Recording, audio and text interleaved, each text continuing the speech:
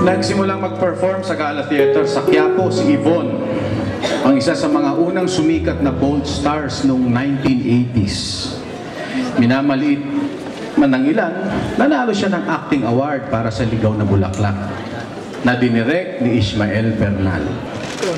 I-read ng Yvonne, interview.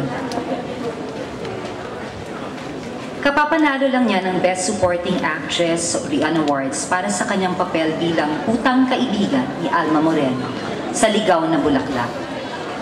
Napangangalahat nang umakyat siya sa entablado.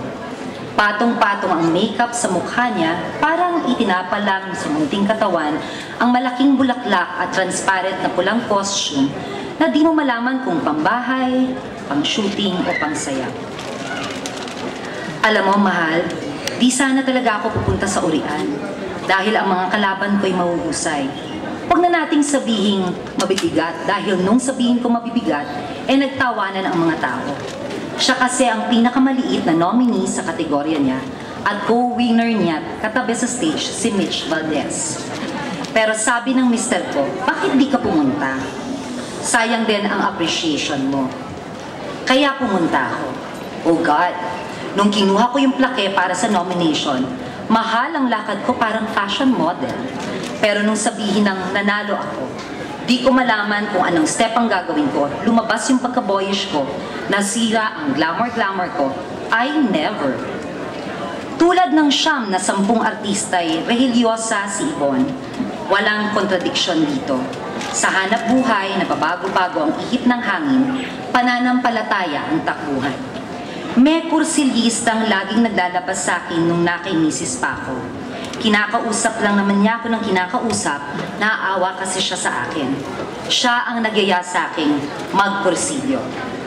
Pero bihira siyang magsimba, kasi eto ang style ng tao. May lalaking nagdarasal supposedly, Hail Mary, full of grace, the Lord is with thee. Biglang nakita ko, ay, si Yvonne. Si Yvonne, no? Nawala na yung dasal sa Panginoong Diyos. Inagaw ko na ang atraksyon kay Lord. Saka nasa pagsisimba ba yun?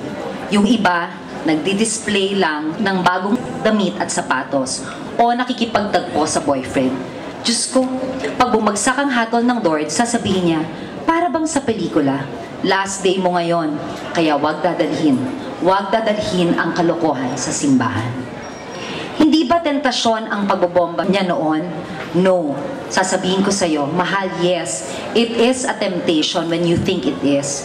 May kasabihang ganito. For example, may babaeng naglalakad sa kalsada.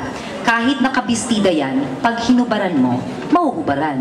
Ngayon, pag may nakahubad dyan, isipin mong nakabistida. Mabibistidahan mo.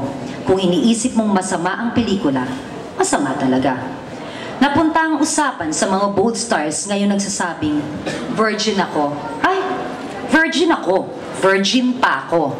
Ewan ko, pero para sa akin, pag virgin ang isang artista, hindi makakaarte ng gusto.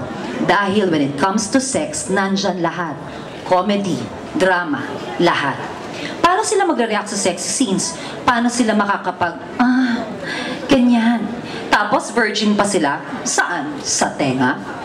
Ayokong maghubad sa dilim. Pahayag niya. Iba na kung patay ang ilaw. Totohanan na yan. Saka wala akong dapat itago, mahal. Paano niya inihahanda ang sarili sa bomba scenes? Do I need that? I have to prepare? Do I have to? Wala. Wala.